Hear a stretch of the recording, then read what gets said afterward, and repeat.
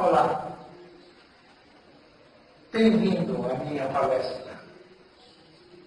O tema que eu quero apresentar é sobre conceitos básicos de física quântica, de forma que qualquer pessoa possa entender, independentemente do seu grau de instrução.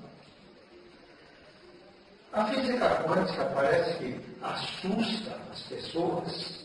Então vamos quebrar esse paradigma e vamos colocar aqui uma física quântica simplificada.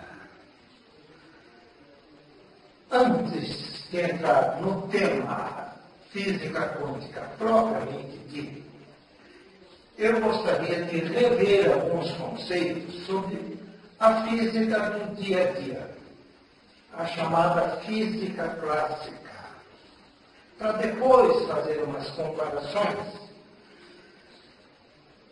A física clássica foi introduzida, ou seja, o estudo da física clássica foi introduzido por Isaac Newton no ano de 1687. A física clássica explica satisfatoriamente o dinamismo do universo, desde uma simples queda de um corpo até as leis da gravitação, que regem as órbitas dos planetas, dos cometas, tudo que se relaciona ao nosso mundo aqui em 3D. Na física clássica, tudo tem que vir aos pares, porque eu tenho que comparar uma coisa com outra. Olha só um exemplo. Se eu estou num trem, o trem corre a 100 km por hora, eu estou dentro do trem, para mim a velocidade é zero, isto é, eu estou parado em relação àquele ambiente. Se eu vejo uma mosca andar pelo trem, fazendo lá seu zigue-zague, ela está no alto, por que ela não se esborracha lá no fundo, já que o trem está correndo? Não. Isso não ocorre porque a mosca também está no referencial do trem. Mas, para uma pessoa que está à beira da estrada, me vê correndo na velocidade do trem, ou seja, 100 km por hora. Também ele vê a mosca fazendo uma trajetória muito complicada. Chamamos essa pessoa que está lá fora, olhando de referencial. Então, o referencial determina o que é algo simples ou extremamente complexo. Para você que me assiste nesse momento, você acha que você está aí parado? Você acha que você está com velocidade zero? Sim ou não? Sim ou não. Tudo vai depender do ponto de referência. No momento, você está parado em relação ao seu ambiente, onde você esteja. Mas perceba, a Terra está girando e você vai junto. A Terra está fazendo o seu movimento em torno do Sol. E você vai junto. Para um astronauta que está em um ponto qualquer do espaço, ele te vê você fazendo uma trajetória absurda. Note que temos duas velocidades aí. O movimento de rotação da Terra e o movimento de translação em torno do Sol. Para ele, você está fazendo uma trajetória extremamente complexa, numa velocidade que não dá para medir. Note que na física clássica, realmente quem determina é o referencial. Ele determina se algo que está em movimento, ou a posição, ou qualquer coisa, é simples ou é extremamente complexo. Podemos dizer que a física clássica, ela é determinista. Um outro exemplo para ver um outro conceito, simples. Se eu estou no meu carro, que eu vou daqui de São Paulo até Araçatuba, por exemplo. São 500 quilômetros, aí mais ou menos. Se eu correr a 100 quilômetros por hora, obviamente eu vou chegar em 5 horas, se for uma viagem perfeita, senão não acontecer nada. Então, se diz que a física clássica, ela é previsível. Agora podemos começar a entrar no assunto física quântica, de uma maneira branda, para que todo mundo possa entender. Afinal, o que é física quântica?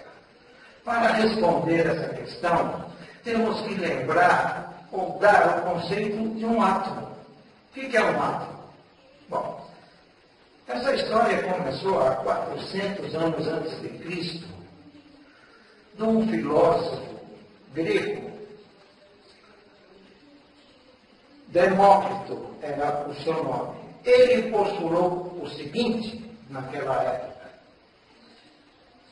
Se eu pego uma matéria qualquer, uma pedra, por exemplo, corto no meio, jogo fora essa metade, corto a metade da metade, desprezo, corto mais da metade do que ficou, desprezo, e vou cortando e desprezando, vou cortando e desprezando isso um número muito grande de vezes, 1 milhão de vezes, eu vou chegar numa parte da matéria que eu não consigo mais dividir.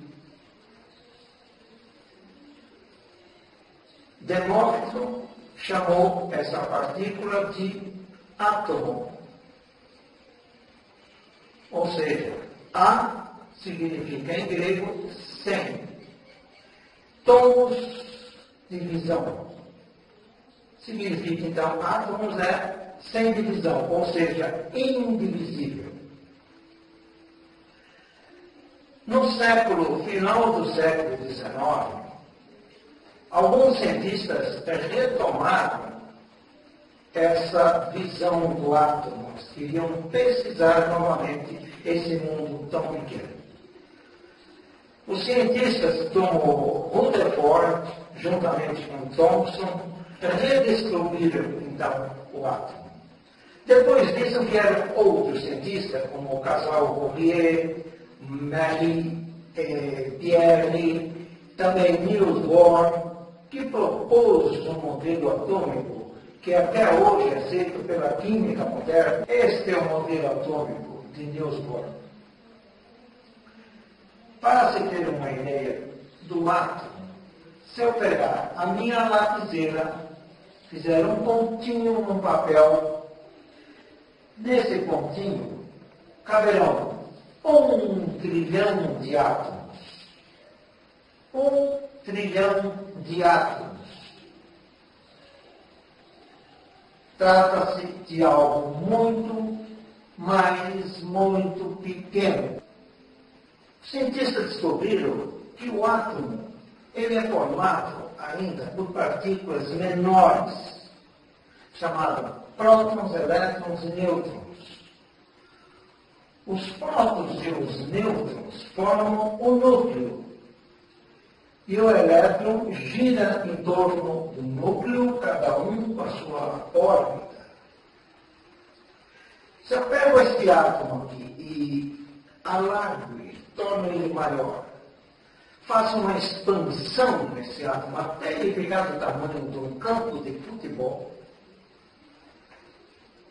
a bola seria o núcleo. E as arquibancadas, essa eletrosfera que é onde percorrem os elétrons.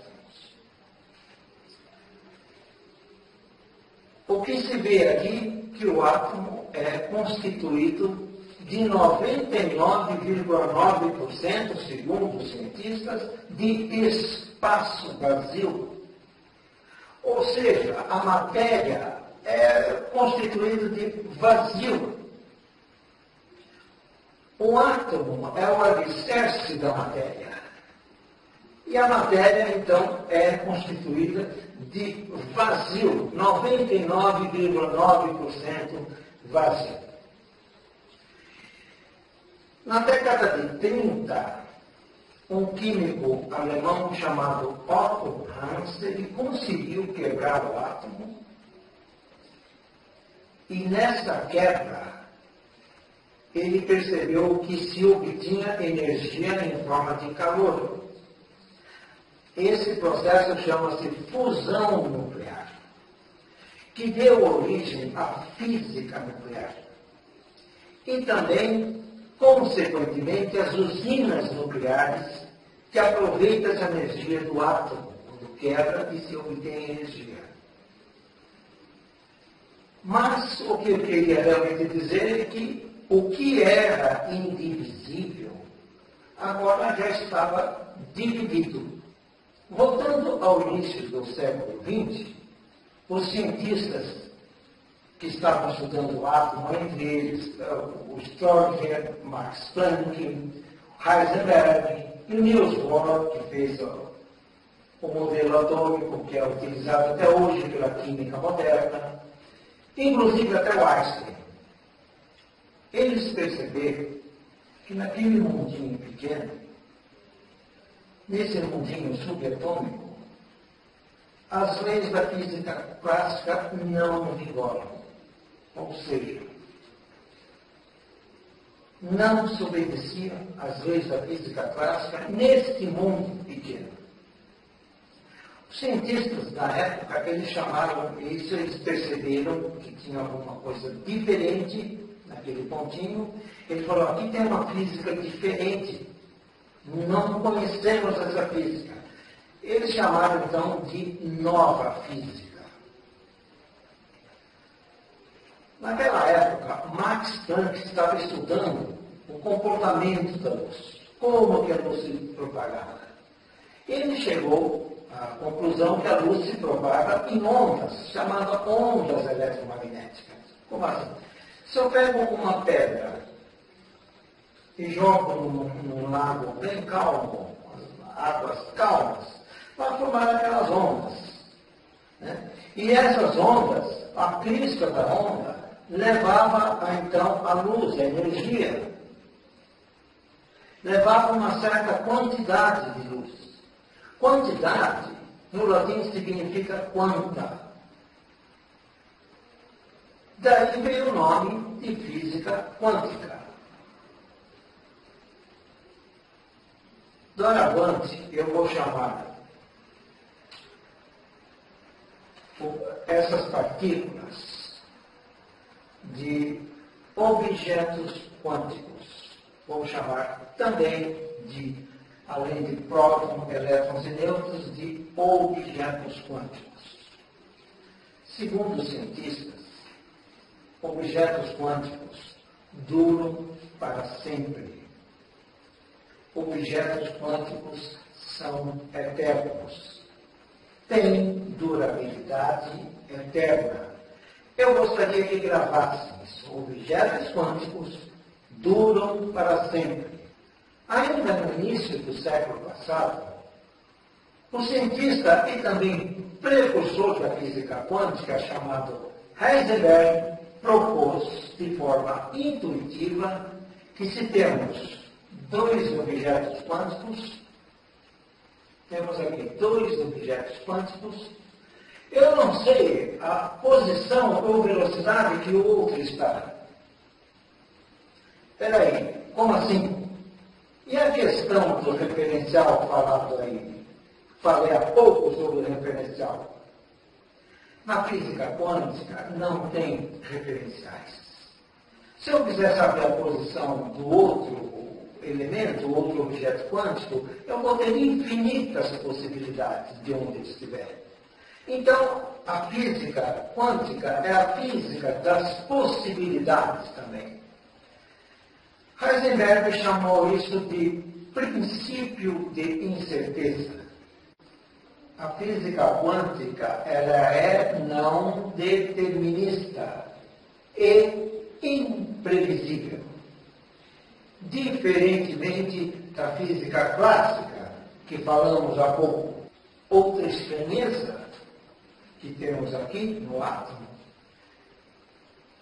é que eles perceberam que quando se excita o átomo de alguma forma, quando ele é estimulado de algum jeito, o elétron, ele salta de uma órbita para outra. Ele sai desta órbita e vai para outra órbita. Até aí tem mistério. Tudo bem. Acontece que ele não passa nesses estados, nesse espaço intermediário. Ele simplesmente aparece na outra órbita, se materializa na outra órbita. A isso se dá o nome de salto quântico. Então, como se vê, não existem trajetórias na física quântica. Tem mais uma estranheza aí. Quando eu tenho dois objetos quânticos, que eles têm algo em comum, por exemplo, se um está girando nesse sentido e o outro também, é alguma coisa que eles têm em comum. Então, eu digo que eles estão correlacionados. Isso chama-se correlação quântica ou emaranhamento quântico. Aqui cabe mais uma estranheza.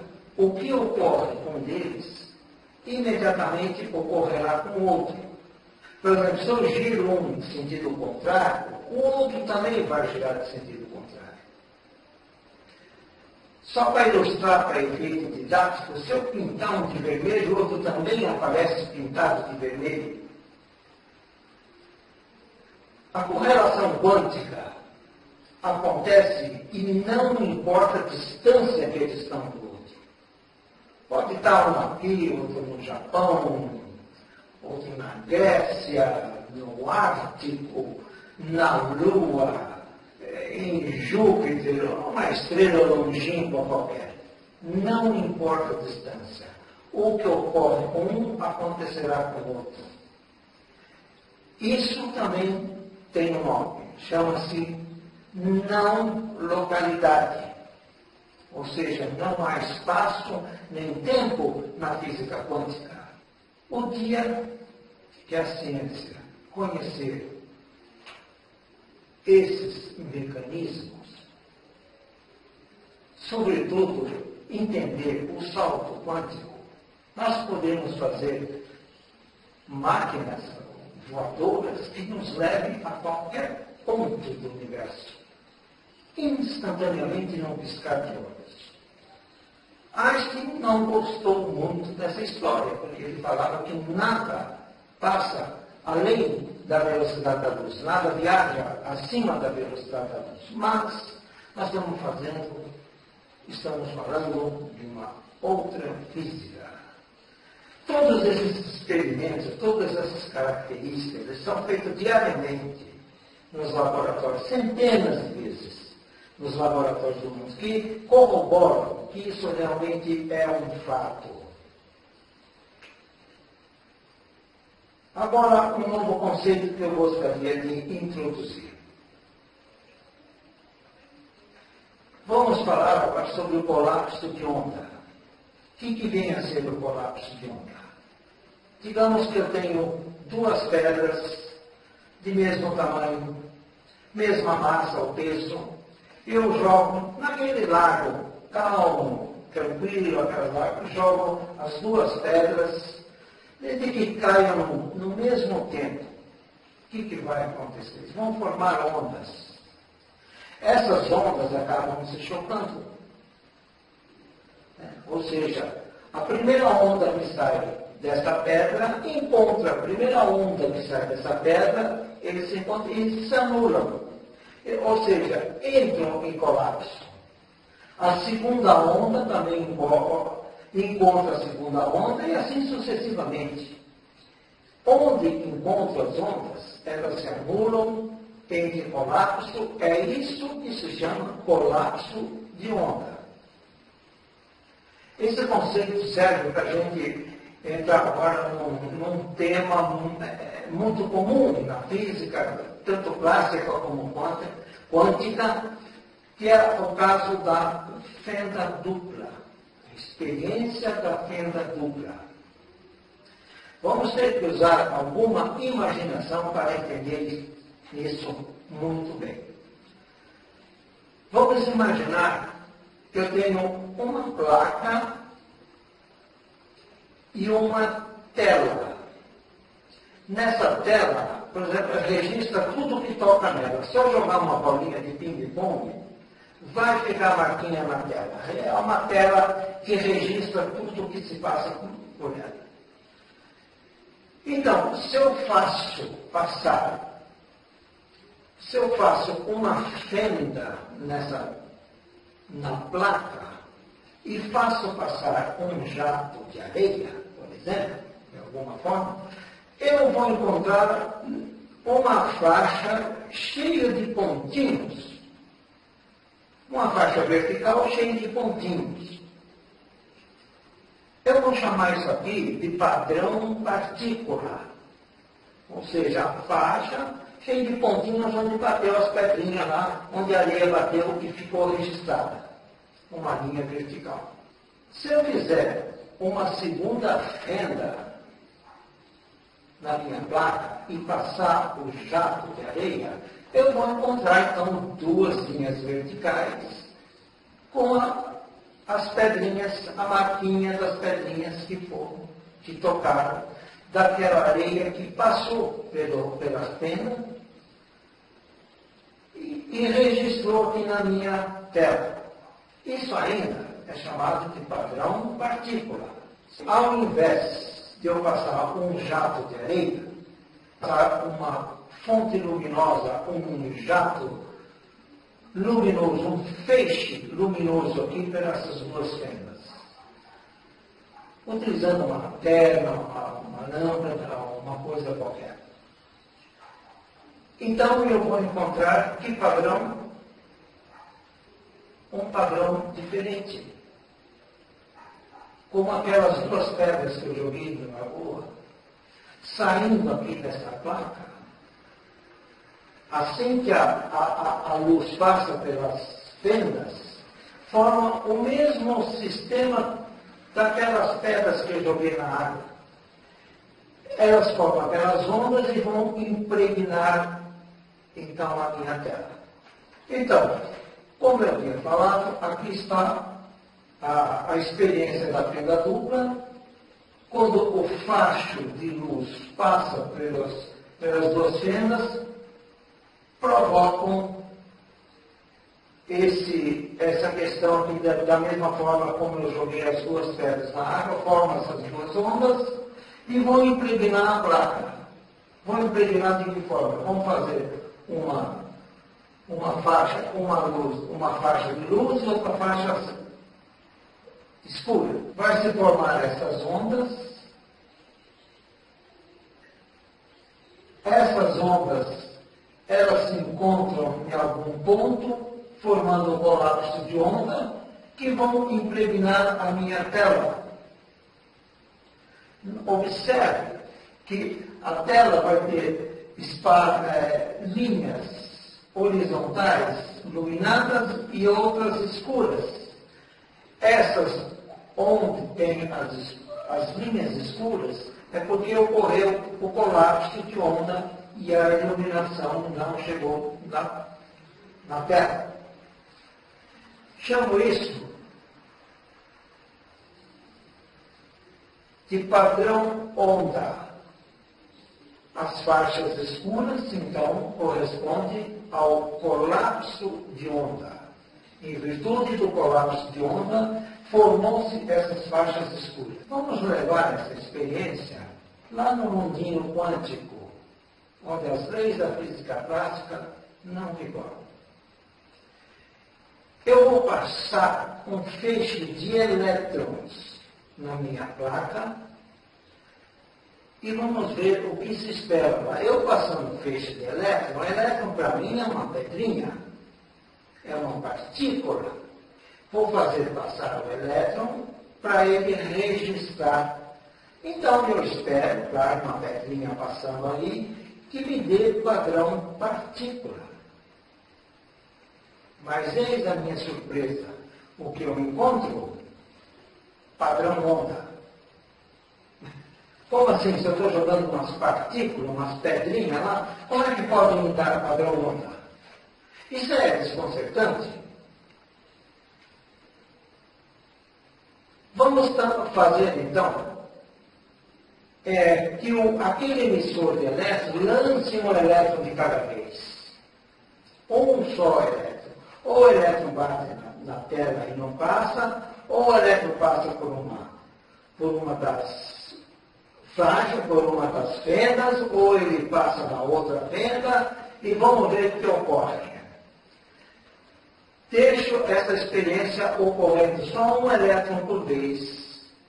E lá uma hora depois eu vou olhar a minha tela. E o que eu vejo? Padrão onda.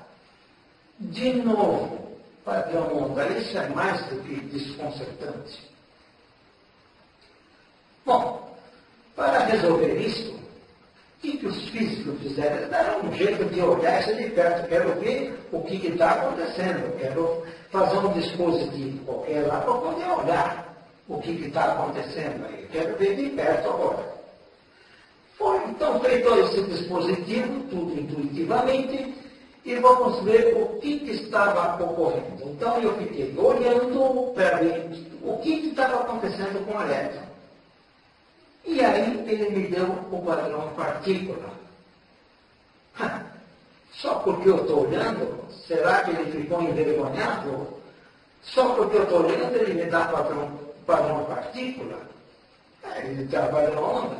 E se eu não olhar? Se eu não olhar, dá padrão onda. Olhando, padrão partícula.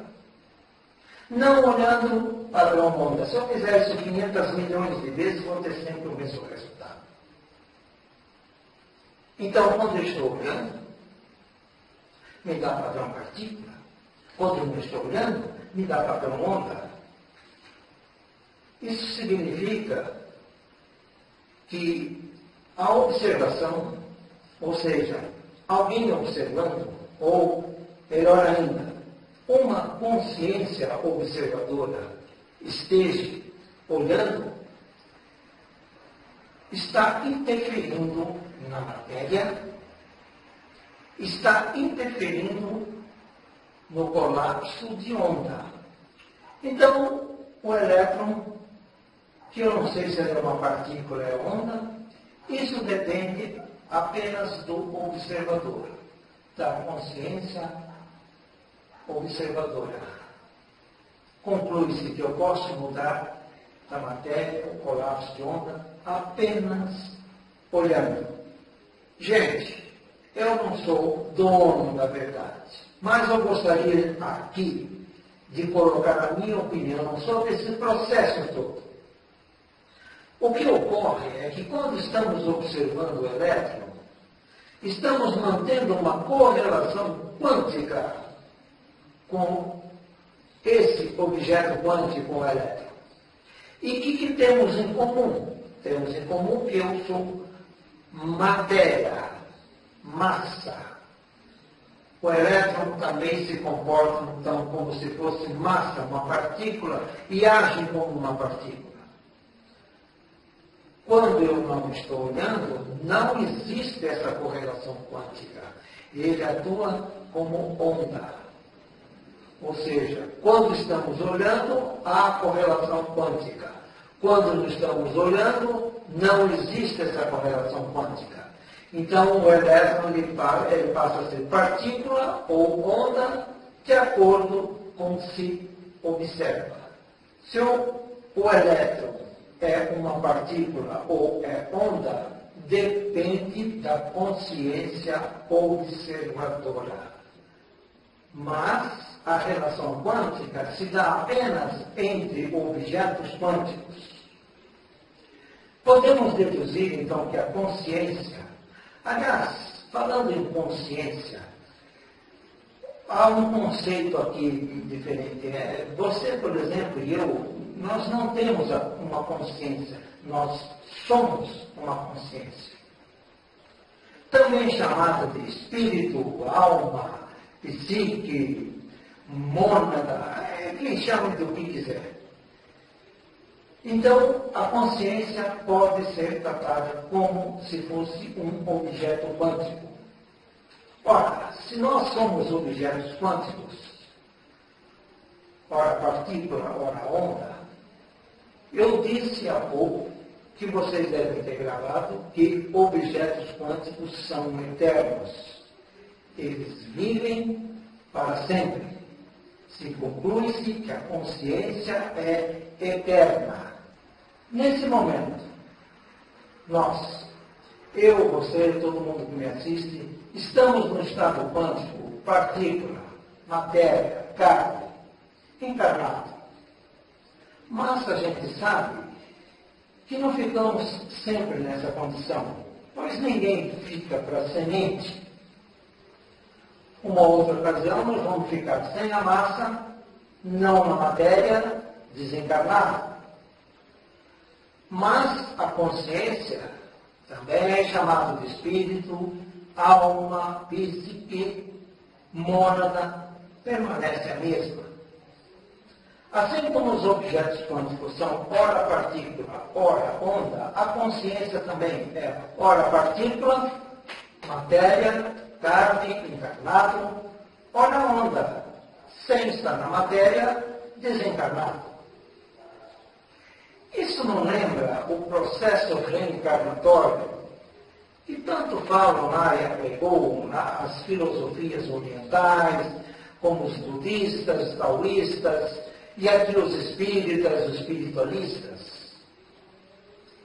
Uma consciência como objeto quântico pode estabelecer, por relação quântica, não só com elétron objeto quântico, mas com outras consciências desencarnadas ou não. Sobre, por exemplo, pais e filhos. Eles possuem uma forte correlação quântica. Imagine o filho, então, ou a filha, morando num país distante, ou trabalhando longe, qualquer lugar aí que esteja distante. Se acontecer alguma coisa, de bom ou de ruim, imediatamente os pais, principalmente a mãe, que é mais sensível, ela sente imediatamente que algo ocorreu. Isso lembra aquela coisa que eu falei de não localidade. Eu acredito que muitos de vocês já vivenciaram esse tipo de coisa. Isso não lembra uma telepatia dos objetos quânticos, das consciências, que fazem uma correlação quântica com outra, e há uma certa comunicação? Isso não lembra telepatia? Com algum treinamento, você pode fortalecer essa correlação quântica com qualquer outra pessoa. Pois somos objetos quânticos. E assim se explica, por exemplo, a clarividência. A premonição, lembra que eu falei que na física quântica não existe trajetórias, não existe tempo, espaço. Então, se fala assim em profecias. Por exemplo, eu disse que na física quântica lá atrás que é um mundo de possibilidades, e essa correlação quântica se faz entre o tempo também, que não existe na física quântica, você pode ver o passado e o futuro. E se você vê alguma coisa de ruim que acontece, você simplesmente muda o foco, porque existem outras possibilidades e você muda. É por isso que às vezes as profecias não dão certo, porque elas existem para ser mudadas. Esse foco quântico. Assim também se processa tudo o que chama esses fatores mediúnicos, ou parapsicológicos, também chamados de processos extrafísicos, ou seja, não físicos da natureza. A física quântica é um elo entre ciência e espiritualidade. Coisa de maluco para nós. Então, vejamos. Gente, houve uma certa época da história da humanidade, lá nos tempos medievais, que se achava que a Terra era plana. Hoje sabemos que não é bem assim. Que a Terra era o centro do universo. Porque naquela época, lá no medieval, o indivíduo, ele viu o Sol nascer ali. Depois ele viu que o Sol estava ao meio-dia, pico aqui, e à tarde o Sol se colocava ali. O que ele deduzia? Ele dizia que o Sol gira em torno da Terra. Não é bem assim. E também as estrelas. Então, isso ficou na cabeça daquele pessoal de que a Terra é o centro do universo. Sabemos que não é bem assim. A Terra é um pequeno planeta que está num braço da galáxia, uma coisa muito minúscula, enfim, um monte de coisa. Já naquela época, então, por que demorou tanto? Demorou 1500 anos para se quebrar esse paradigma, que a coisa não era exatamente assim, que a Terra é o centro do universo. Não, levou-se 1500 anos para se quebrar esse paradigma. Já naquela época, tem aquele pessoal que eu chamo de turma do contra. Aquele pessoal que não quer saber de mudança, aquele pessoal que não quer sair da zona do conforto, que não quer quebrar paradigmas, são caminhos na pedra da evolução do saber humano, da sabedoria. Eles são uma pedra no meio do caminho. Usam até argumentos fortes, e esse pessoal sempre existiu. Desde a época medieval até hoje, sempre vai existir esse pessoal que veio falando, até com uma certa eloquência, mas para destruir um trabalho sério, para destruir verdades, tudo por questão de orgulho, tudo questão de egoísmo, vaidades. Vamos ver alguns exemplos que ocorreram aí pela história do mundo. Galileu Galilei, que ele aperfeiçoou ou inventou a luneta. Com a luneta, ele descobriu uma porção de coisas que estavam no sistema solar. Uma porção de coisas, umas luas, de outros planetas e tal. Ele descobriu um sexto planeta. Na época, gente, ele quase foi queimado na fogueira, por isso é uma heresia que não tem tamanho. Ele só não foi queimado na fogueira porque ele era amigo pessoal do Papa. Teve um outro caso, um italiano, um sábio italiano chamado Giordano Bruno. Ele disse, em 1600, que o Sol era uma estrela comum, entre milhares e milhares de outras estrelas. E cada uma dessas estrelas que se vê no céu tem um sistema planetário gigante. Gente, o Bruno não teve muita sorte. Em 1600 ele foi queimado na fogueira por tal heresia. Santos Dumont, por exemplo, o que ele não deve ter ouvido? Quando ele falou que ia fazer uma máquina voadora mais pesada que o ar. Ora, seu Dumont, se fosse para o homem voar, ele teria nascido com asas. Grampel, quando ele foi vender a patente dele para uma grande empresa, na época do telefone, foi o inventor do telefone, O que ele ouviu? Falou, isso aqui é um brinquedo. Isso aqui é coisinha de criança. Telefone não tem futuro. Marconi, quando ele estava fazendo lá o rádio de Galena, tinha uma tempestade distante que os relâmpagos lá provocavam um chiado no rádio.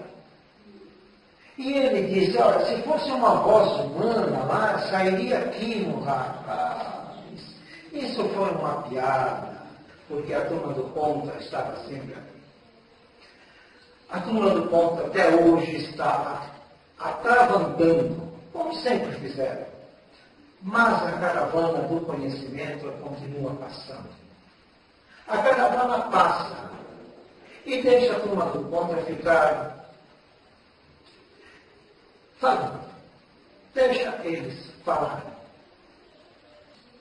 Eu espero que algum dia a ciência deixe de lado seus preconceitos, seu orgulho, sua vaidade e passe a prestar mais atenção nos processos não físicos da natureza. Eles merecem um estudo mais sério, pois, como dizia Nikola Tesla, o maior inventor de todos os tempos, ele disse, o dia que a ciência passar a pesquisar processos não físicos, fará mais progressos em 10 anos do que todos os séculos e séculos de história da ciência.